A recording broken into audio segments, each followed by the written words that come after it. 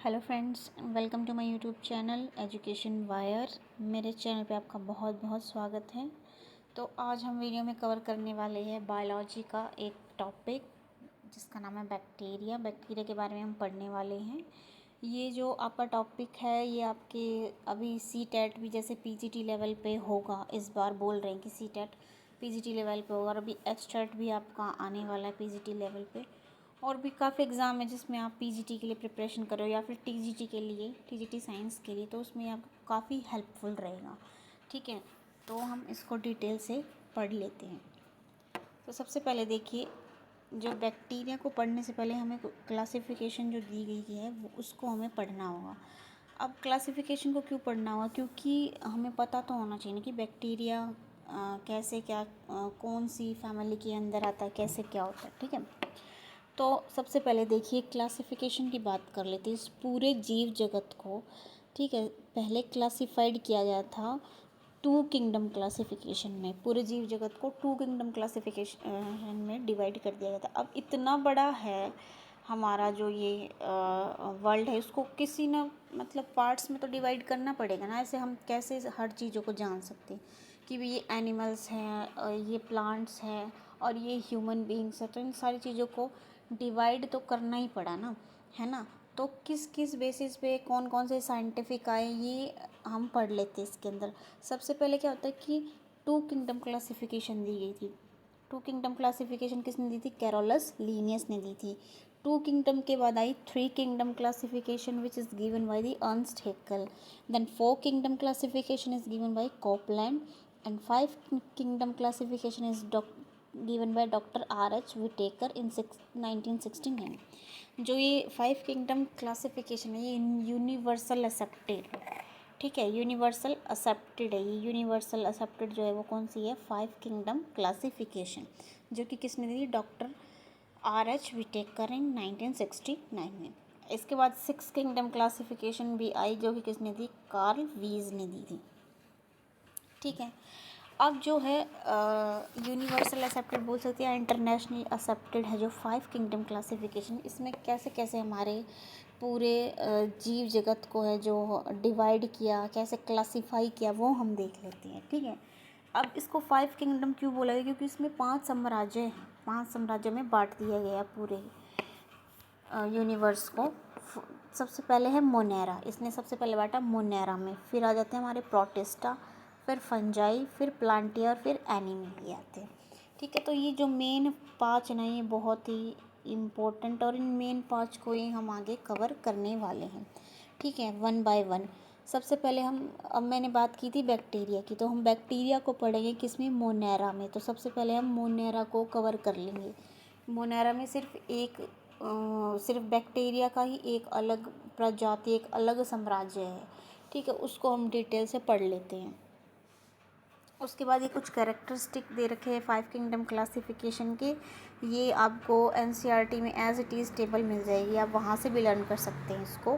ठीक है, मतलब ये कहने का ये नहीं है कि भी मैं इसको छोड़ रही हूँ, ये इतना भी वो नहीं है कि भी टेबल को लर्न करना। जब हम पूरा डिटेल से पढ़ेंगे ना तो ये टेबल अपने आप लर्न हो जाएगी, इसमें कोई इतनी बड़ी बात है नहीं। तो चलिए पढ़ लेते हैं आगे हम बैक्टीरिया के बारे में। तो बैक्टीरिया क्या है, किसके अंडर आता है? बैक्टीरिया किंगडम मोनेरा के अंदर आता है। और एक बात ध्यान रखना, bacteria are the sole member of kingdom Monera, that is the sole members. अकेले हैं, अकेले मेंबर कौन से? सिर्फ बैक्टीरिया है। किसके? कौन से किंगडम के? मोनेरा के। ठीक है, अब बैक्टीरिया के कुछ कैरेक्टरिस्टिक्स हैं, मेन कैरेक्टरिस्टिक्स, उसके बारे में हम आगे देख लेते हैं। मेन कैरेक्टरिस्टिक्स क्या होते हैं? सबसे पहले सेल वॉल की बात कर लेते हैं। जो इसकी सेल वॉल है वो किससे बनी होती है? पेप्टिडोग्लाइकन की बनी होती है। पेप्टिडोग्लाइकन बोल सकते हैं या फिर हम म्यूरिन्स बोल सकते हैं। म्यूरिन क्या है? अभी जो पेप्टिडोग्लाइकन और म्यूरिन्स है ये क्या है? ये म्यूकोपेप्टाइड है। ठीक है, म्यूकोपेप्टाइड का क्या मतलब होता है कि इसके अंदर पॉलीसेकेराइड भी है। ये इंक्लूड क्या करता है? पॉलीसेकेराइड भी है, और साथ के साथ में क्या है? इसमें अमाइनो एसिड भी है। साथ में क्या है? अमाइनो एसिड भी ये इंक्लूड करता है इसके अंदर। ठीक है, इसके बाद बढ़ जाते हैं हम आगे सेल मेम्ब्रेन की तरफ। अब सेल मेम्ब्रेन है जो वो लिपोप्रोटीन की बनी थी। अब यहाँ पे लिपोप्रोटीन मीन्स, लिपोप्रोटीन का मतलब होता है कि जिसके अंदर लिपिड भी है और प्रोटीन भी है, दोनों चीज़ें हैं, ठीक है। और अब ना इनके बीच में थोड़ा स्पेस प्रेजेंट होता है, किसके बीच में, सेल मेम्ब्रेन और सेल वॉल के बीच में। आप इस तरीके से समझिए, फॉर एग्जांपल आप ये ले लीजिए, ये एक क्या है, सेल है। अब सेल तो किसी भी शेप की हो सकती है ना, उसकी शेप भी हम आगे पढ़ेंगे, ठीक है। तो मान लो ये एक सेल है, ठीक है। अब इसमें क्या प्रेजेंट है, सबसे पहले एक प्रेजेंट होती है सेल वॉल। सेल वॉल के बाद इसके अंदर प्रेजेंट होती है क्या, सेल मेम्ब्रेन। ये मैंने थोड़ा ज़्यादा गैप दे दिया आपको दिखाने के लिए, वैसे इतना गैप होता नहीं है एक्चुअल में, वो बिल्कुल माइन्यूट से इतना सा गैप होता है। अगर हम माइक्रोस्कोप में देखेंगे तभी हमें कुछ दिखाई देता है ढंग से, ठीक है। इतना कुछ गैप होता है इसके अंदर। तो इसी गैप को इन्होंने स्पेस को क्या बताते हैं, अब जो ये गैप है ना, ये अंदर ही क्या है, हमारी सेल मेम्ब्रेन हो गई, और ये बाहर वाली क्या है, सेल वॉल हो गई, ठीक है। तो इनके बीच में जो स्पेस प्रेजेंट है ना, उसको इन्होंने क्या नाम दिया है, पेरिप्लाज्मिक स्पेस। इसको इन्होंने क्या नाम दिया है, पेरिप्लाज्मिक स्पेस। ये पेरिप्लाज्मिक स्पेस जो है वो एनालॉगस होता है किसके, लाइजोसोम की। अब ये लाइजोसोम एक क्या कहते हैं, लाइजोसोम्स प्रेजेंट होता है बैक्टीरिया में, जिसका काम होता है इंट्रासेलुलर डाइजेशन करवाना, ठीक है। लेकिन अब यहाँ पे एक वर्ड आ गया, एनालॉगस। एनालॉगस का मतलब समझिए सबसे पहले क्या होता है। एनालॉगस का मतलब होता है कि इनकी क्या है, शेप तो क्या कहते हैं, शेप अलग है, सॉरी, आकृति तो अलग है पर कार्य एक जैसे हैं। यानी कि क्या मतलब हो गया, इनकी जो शेप हो गई ना, वो तो क्या होगी, अलग होगी, लेकिन जो फंक्शंस है वो क्या हो गए, सेम हो गई। यानी कि ये जो पेरिप्लाज्मिक स्पेस प्रेजेंट है ना, कहाँ पे, ये जो मैंने अभी आपको बताया था, इनके बीच में जो पेरिप्लाज्मिक स्पेस प्रेजेंट है, ठीक है, ये एनालॉगस किसके है, लाइजोसोम के। लाइजोसोम्स एक तरह से सेल ऑर्गेनेल ही होती है बैक्टीरिया के अंदर, जिसका क्या काम होता है, इंट्रासेलुलर डाइजेशन करवाना। तो इस पेरिप्लाज्मिक का भी क्या काम होगा, ये भी इंट्रासेलुलर डाइजेशन ही करवाएगा। पेरिप्लाज्मिक स्पेस का क्या काम होगा, इंट्रासेलुलर डाइजेशन करेगा। लेकिन एक मेन पॉइंट है, डाइजेशन किसका करवाएगा, ये सिर्फ जो कॉम्प्लेक्स कंपोनेंट होते हैं ना, कॉम्प्लेक्स जो कि हार्डली डाइजेस्ट होते हैं, ये सिर्फ उन्हीं का डाइजेशन करवाएगा ये पेरिप्लाज्मिक स्पेस। लाइसोसोम तो सभी का करवाता है, लेकिन पेरिप्लाज्मिक स्पेस जो कॉम्प्लेक्स सब्सटेंसेस होते हैं ना, सिर्फ उन्हीं का क्या करवाता है, डाइजेशन करवाता है, ठीक है। आगे बढ़ते हैं। अभी आगे बढ़ने से पहले एक चीज़ देखिए आप, अगर हम इस बैक्टीरिया को पढ़ रहे हैं, बैक्टीरिया क्या है, बैक्टीरिया बस एक सेल ही तो है और कुछ भी नहीं है, एक कोशिका ही है ये, ठीक है। अब एक कोशिका जो जिसको कि हम अपनी आंखों से देख भी नहीं पा रहे, हम किस में देख रहे हैं, इसको भी माइक्रोस्कोप में देख के पढ़ रहे हैं। इसी को हमें स्टडी करना है, इसी की मेन कैरेक्टरिस्टिक्स क्या हैं, कैसे क्या ये काम करते हैं, इसके अंदर क्या क्या प्रेजेंट होता है, ये सारी चीज़ें हमें इसमें पढ़नी है, ठीक है। अब इससे पहले थोड़ी बात समझ लीजिए, जो एक बेसिक सेल होती है ना, उसके बारे में आप बेसिक सी बातें, दो चार बातें समझ लीजिए। आगे मैं आपको सेल बायोलॉजी पूरी करवा दूँगी, ठीक है। सेल बायो का पूरा बड़ा चैप्टर है, जिसमें कि आपको एक एक पॉइंट क्लियर हो जाए। जब भी सेल की बात आई तो आपको कोई वो डाउट नहीं रहेगा। लेकिन अभी आप एक बेसिक चीज़ समझ लीजिए कि मान लो कि ये सेल है। अब इस सेल के अंदर क्या क्या होता है, ये इसके अंदर एक सेल वॉल होती है बाहर की साइड, अंदर की तरफ एक और लेयर प्रेजेंट होती है, ऐसे ही वो होती है सेल मेम्ब्रेन होती है, सेल मेम्ब्रेन। और बीच में एक बोल सकते हैं आप सेंटर प्रेजेंट होता है, एक सेंटर होता है, उस सेंटर को क्या बोलते हैं हम, न्यूक्लियस बोलते हैं। उस सेंटर को क्या बोलते हैं, न्यूक्लियस बोलते हैं। और जो ये स्पेस ये प्रेजेंट है बीच में, जो ये रह गया ये स्पेस है, इसको मैं अलग उससे दिखा देती हूँ, ठीक है। जो ये स्पेस है ना, ये स्पेस है बीच में, इसको हम बोलते हैं साइटोप्लाज्म। क्या बोलेंगे हम इसको, साइटोप्लाज्म। यानी कि यहाँ पे भी कुछ मैट्रिक्स प्रेजेंट है, जिसको हमने क्या नाम दिया, साइटोप्लाज्म। इतना क्लियर हुआ, ठीक है। फिर से देख लीजिएगा, ये हमारी सेल हैं, ये सेल वॉल, सेल मेम्ब्रेन, और बीच में क्या प्रेजेंट है, इसमें एक न्यूक्लियस प्रेजेंट है। और यहाँ जो साइड में है वो क्या है, एक मैट्रिक्स, जिसको हम बोलते हैं साइटोप्लाज्म। साइटोप्लाज्म के अंदर ही क्या प्रेजेंट है, ये न्यूक्लियस है, ठीक है। अब ये जो न्यूक्लियस है ना, ये न्यूक्लियस भी ये नहीं कि सिर्फ एक डॉट हमने दिखा देते तो न्यूक्लियस हो गया। जब हम इसको माइक्रोस्कोप में देखेंगे ना, तो न्यूक्लियस भी के अराउंड भी क्या है, न्यूक्लियस के अराउंड भी मैट्रिक्स प्रेजेंट है, जिसको हम बोल सकते हैं न्यूक्लियोप्लाज्म प्रेजेंट है। ये यहाँ पे भी क्या होता है, सारा जेनेटिक मटेरियल होता है यहाँ सेंटर में, सारा जेनेटिक, जिसमें क्रोमोसोम्स, डीएनए वगैरह सारी चीज़ वो यहाँ प्रेजेंट होती है सेंटर में।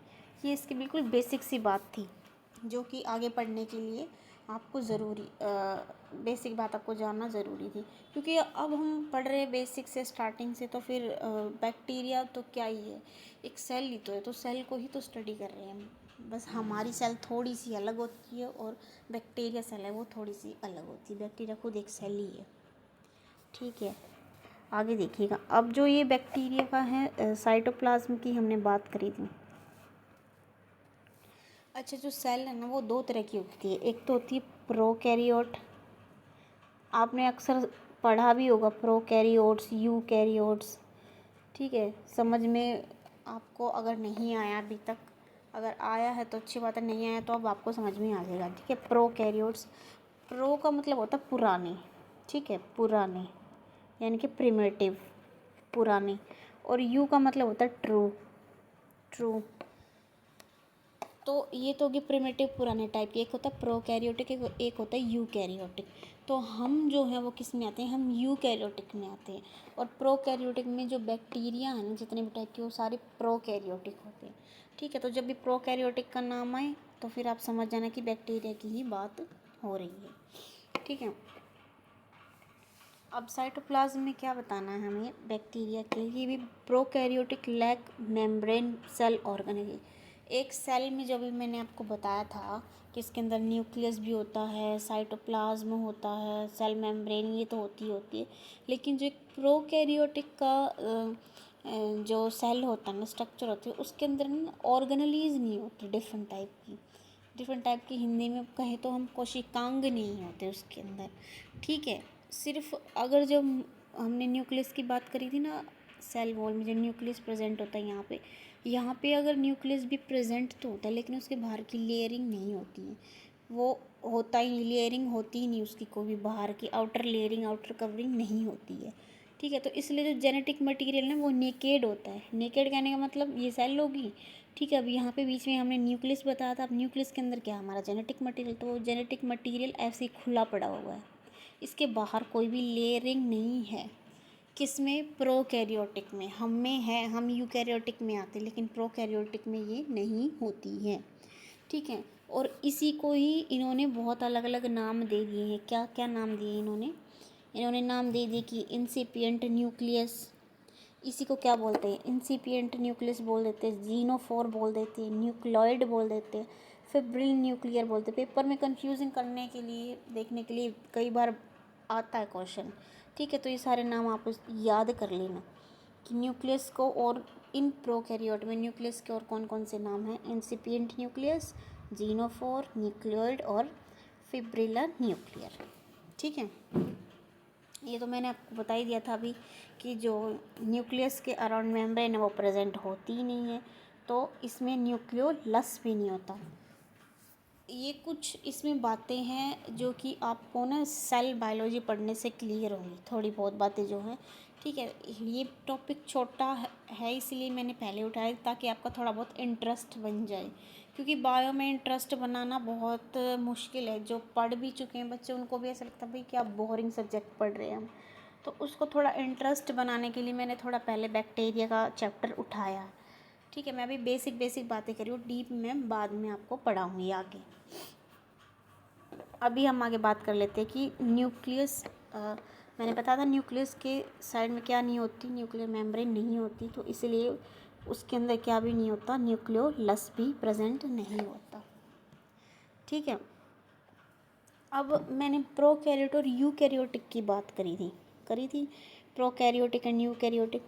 प्रोकैरियोट्स और यूकैरियोट्स में क्या वो होता है कि प्रोकैरियोट्स में क्रोमोसोम्स नहीं होता, ट्रू क्रोमोसोम्स नहीं होता। अब ट्रू क्रोमोसोम्स का मतलब क्या है, ट्रू क्रोमोसोम्स और फॉल्स क्रोमोसोम, ये टर्म्स तो मैडम हम पहली बार सुन रहे हैं तो सुनो इसका जवाब।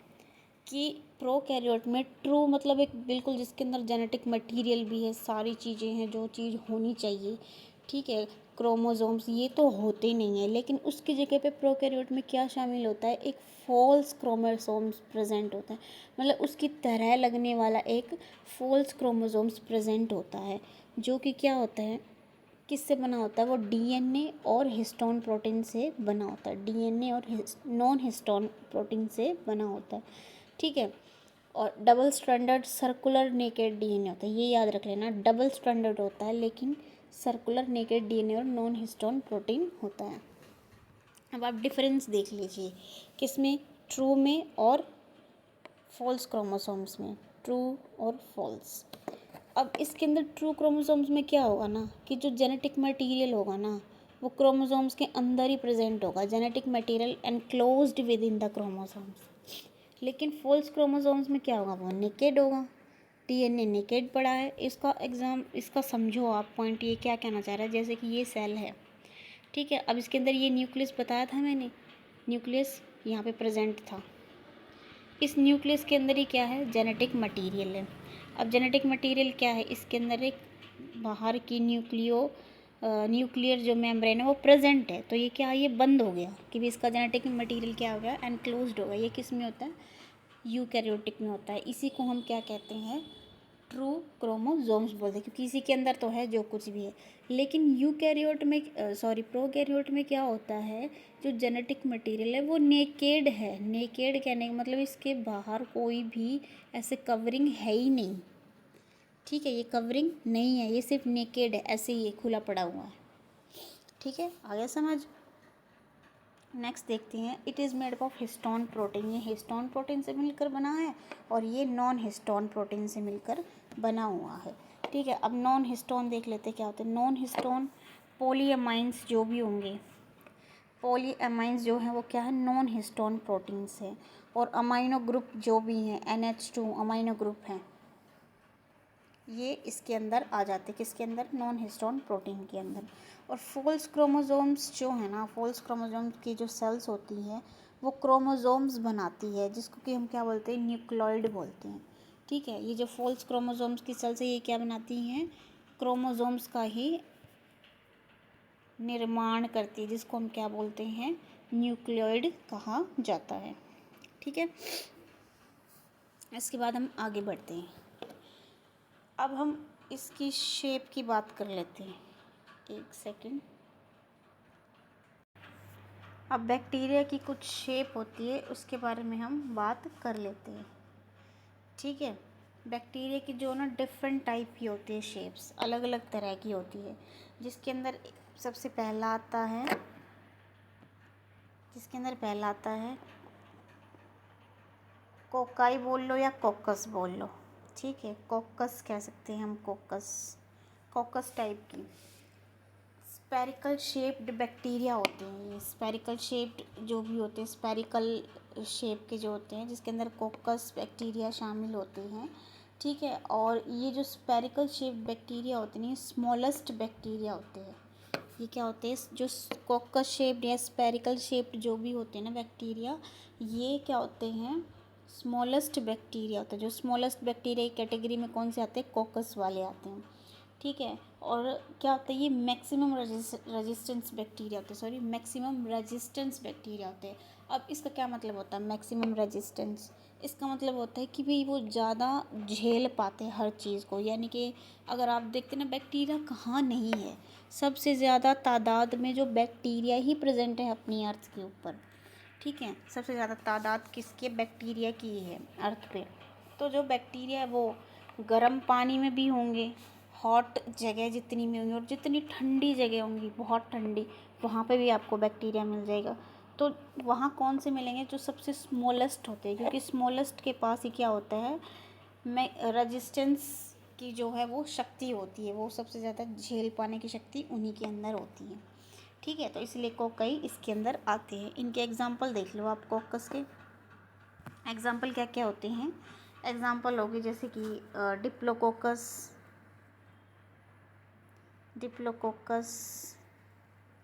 स्ट्रेप्टोकोकस, जो निमोनिया कोज करता है, स्ट्रेप्टोकोकस निमोनिया, स्ट्रेप्टोकोकस होगा, स्टेफाइलोकोकस होगा, ये सारे इसके अंडर आते हैं।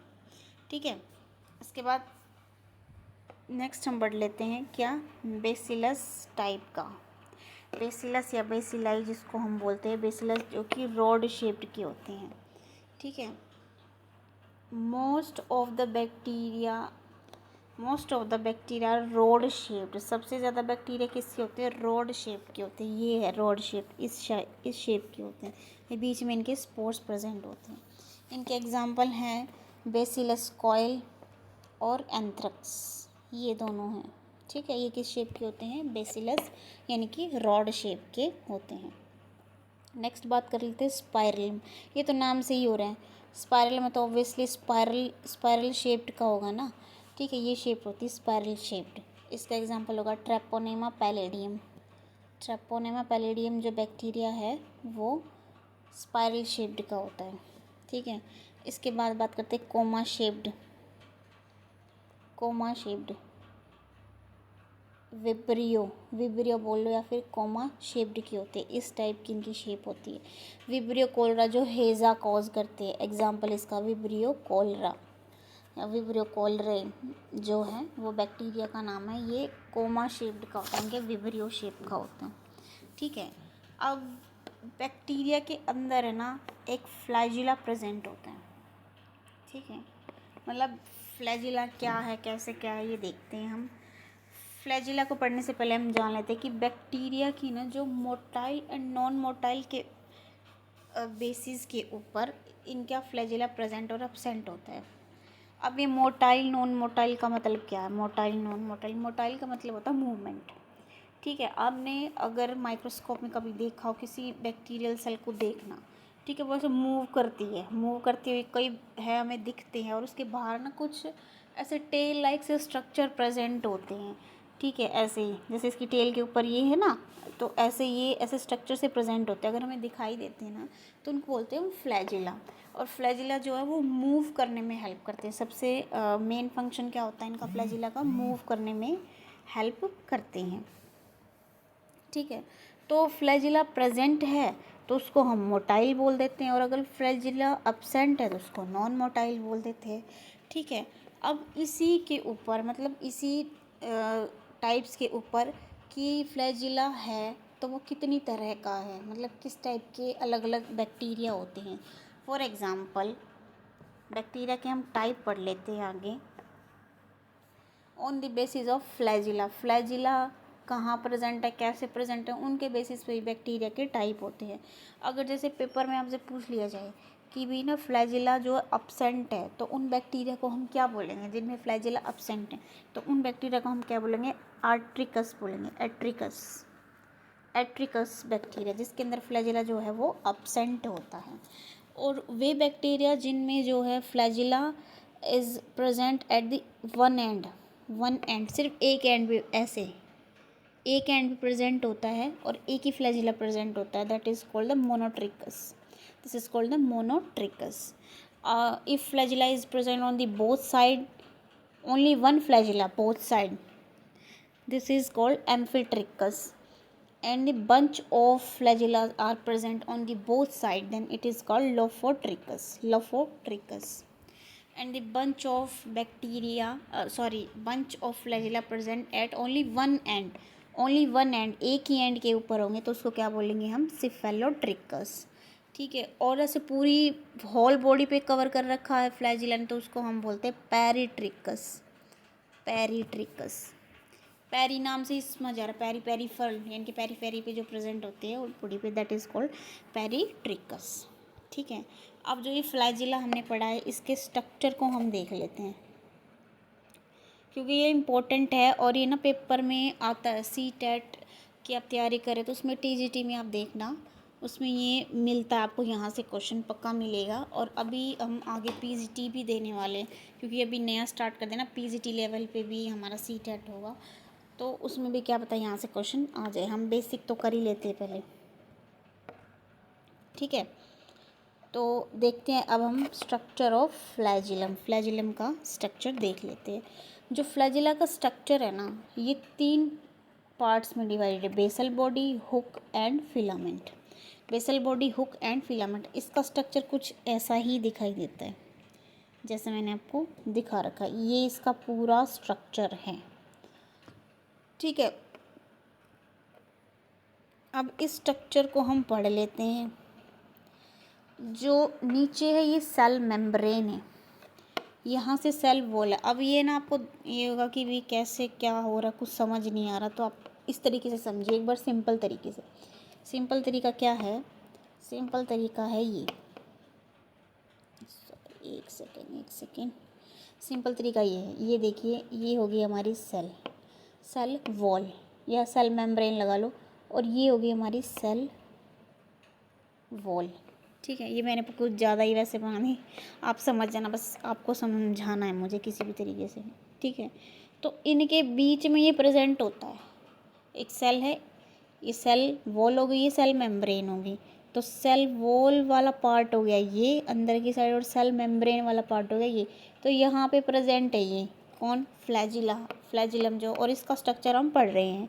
अब इसको हम जूम कर देंगे, ऐसे मान लो यहाँ कोई चीज़ है, ऐसे उसको हम जूम करके देखते हैं तो उसका ये स्ट्रक्चर बना हुआ हमें दिखाई देता है, ठीक है। तो जिसका बेसल पार्ट है ना, वो सेल मेम्ब्रेन से अटैच होता है, यहाँ से बेसल बॉडी जिसको हम बोल रहे हैं यहाँ पे। तो ये यहाँ से ऐसे बनेगा बेसल पार्ट, ठीक है। तो यहाँ से इसकी सेल मेम्ब्रेन बेसल पार्ट की यहाँ से जुड़ी होती है, सेल मेम्ब्रेन से बेसल पार्ट जुड़ा होता है, ठीक है। तो यहाँ से ये ऐसे स्ट्रक्चर बनेगा, समझिए आप। एक सेकेंड, जैसे इसको पूरा जूम कर लेते हैं हम। सेल ये हो गई मेम्ब्रेन, और ये सेल वॉल है बाहर वाली।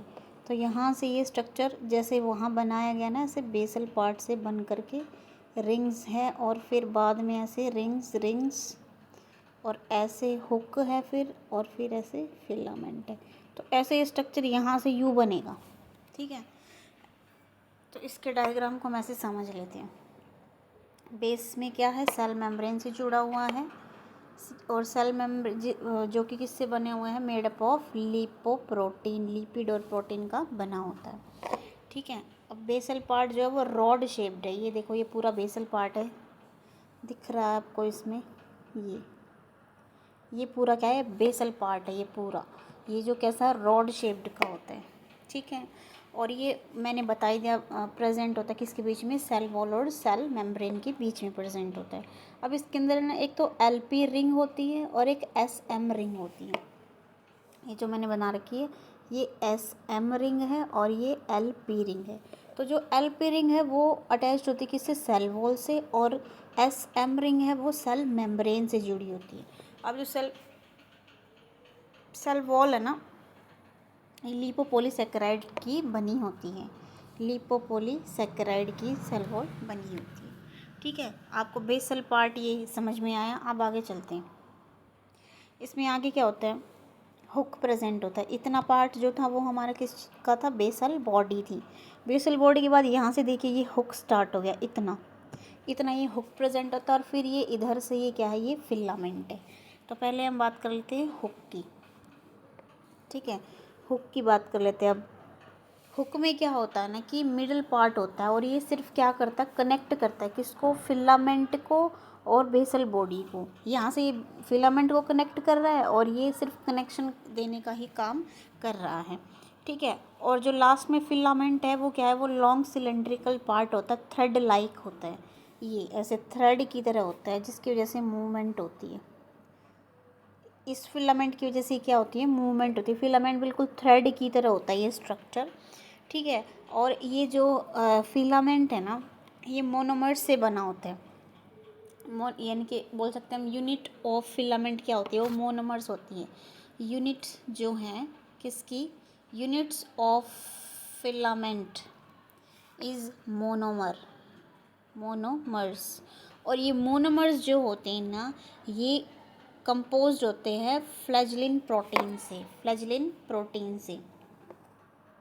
बात को समझिए, फिलामेंट की यूनिट क्या होती है? मोनोमर्स। और जो मोनोमर्स हैं ये बने होते हैं किससे? फ्लैजिलिन प्रोटीन से। फ्लैजेलिन प्रोटीन से बने होते हैं, ठीक है। और ये फ्लैजेलिन प्रोटीन का क्या काम होता है, इसका काम होता है मोटिलिटी देना, यानी कि मूवमेंट प्रोवाइड करवाना, ये काम फ्लैजेलिन प्रोटीन का होता है, ठीक है। इसके बाद क्या होता है, ये देखिए monomers are composed of flagellin protein, और इसी कारण क्या होता है, मोटिलिटी बनती है। अब ये देखिए जो ग्राम पॉजिटिव बैक्टीरिया होते हैं ना, उसके अंदर क्या होता है, उसके अंदर सिर्फ एस और एम रिंग ही प्रेजेंट होती है। इनर पेयर ऑफ रिंग्स जो है ना, सिर्फ वही प्रेजेंट होती है। इनको एस एम को सरफेस मैट्रिक्स बोलते हैं, ठीक है। ये तो हो गया हमारा फिलामेंट का फ्लैजिला का स्ट्रक्चर पूरा। आगे बढ़ते हुए एक स्ट्रक्चर और पाया जाता है बैक्टीरिया में, जिसका नाम है pili. Pili is a plural form and pilus is a singular form. याद रखिएगा आप, क्योंकि बायो के स्टूडेंट है तो आपको ये छोटी छोटी चीज़ें पता होनी चाहिए, ठीक है। अब ये क्या होती है, पिल्लाई क्या होती है, it is a smallest hair like structure है। हेयर लाइक स्ट्रक्चर होता है, आउटर सरफेस पे प्रेजेंट होता है बैक्टीरिया सेल के, और ये फ्लैजिला से भी बिल्कुल स्मॉल होते हैं। फ्लैजिला है ना जितने छोटे, उससे भी छोटे क्या होते हैं, पिल्लाई होते हैं, ठीक है। अब ये जो पिल्लाई ना, ये दो टाइप की होती है, एक तो लॉन्गर पिल्लाई और एक शॉर्टर पिल्लाई। इसको लॉन्गर को ही हम एफ पिल्लाई भी बोलते हैं। एफ पिल्लाई का क्या मतलब होता है, फर्टिलिटी फैक्टर, ठीक है। इसको हम फर्टिलिटी फैक्टर भी बोलते हैं। ये काम क्या करती है, ये पिल्लाई जो है वो क्या काम करती है, सिर्फ कॉन्जुकेशन में हेल्प करती है, कॉन्जुकेशन में हेल्प करती है पिल्लाई, ठीक है। जो एफ फर्टिलिटी फैक्टर है ये कॉन्जुकेशन में हेल्प करता है, यानी कि जो सेक्सुअल रिप्रोडक्शन होता है बैक्टीरिया में, तो वहाँ पे इसका काम होता है। जब हम आगे टाइप्स ऑफ रिप्रोडक्शन पढ़ेंगे तो मैं उसमें आपको डिटेल से बताऊँगी, ठीक है। फिर जनरली इसको क्या बोलते हैं हम, डोनर बैक्टीरिया, या फिर क्या बोलते थे हम इसको, मेल बैक्टीरिया बोलते हैं, डोनर या फिर मेल बैक्टीरिया। ये अगर अब्सेंट होता है इन फीमेल में तो क्या बोलते थे इनको, रेसिपेंट बैक्टीरिया भी कह देते हैं। फिर बात करते हैं हम शॉर्टर पिल्लाई की। शॉर्टर पिल्लाई को हम इन्फेक्टिव पिल्लाई या फिर फिम्बरी भी बोलते हैं। शॉर्टर पिल्लाई को इन्फेक्टिव पिल्लाई या फिम्बरी पिल्लाई भी बोलते हैं। जो मैंने इसमें एक एक बात आपको बताई ना, वो एक एक बात बहुत इम्पोर्टेंट है। आई नो मैंने थोड़ा शॉर्ट में बताया है, ठीक है, क्योंकि इतना मुझे लगता है कि बेसिक तो आपको पता ही होगा, और अगर आपको नहीं पता तो प्लीज़ मुझे कमेंट कर दीजिएगा, मैं आपको वो बेसिक भी क्लियर करवा दूँगी, ठीक है। आगे बढ़ते हैं। अब जो है ना ये शॉर्टर पिल्लाई जो ये क्या करती है, ये अटैचमेंट में पार्ट लेती है, ठीक है। अटैचमेंट जो होस्ट टिश्यू होते हैं ना, उसके साथ अटैचमेंट में, या फिर जो रॉक्स पैरासाइट्स होते हैं वहाँ के जो अटैचमेंट में नहीं रहती है, उसके अंदर मेजर रोल किसका होता है, इस पिल्लाई का ही होता है, ठीक है। अब इसका स्ट्रक्चर देख लीजिएगा, स्ट्रक्चर क्या होता है। एवरी पिल्लाई इज सिलेंड्रिकल, इसका सिलेंड्रिकल होलो, ठीक है। Every pilus is cylindrical hollow and structure is composed of protein monomers. ये वही बात है, हर एक चीज़ का किस में काम आ रहा है, प्रोटीन में ही काम आ रहा है। तो प्रोटीन के बने होते हैं मोनोमर्स, और हर एक मोनोमर जो है वो पाइलीन प्रोटीन से बना होता है। हर एक मोनोमर्स जो है वो किससे बना होता है, पाइलीन प्रोटीन से बना होता है।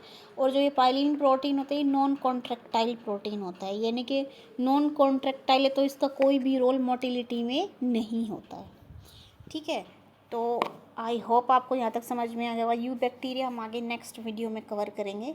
ये बैक्टीरिया का बेसिक सा पार्ट मैंने आपको बताया है।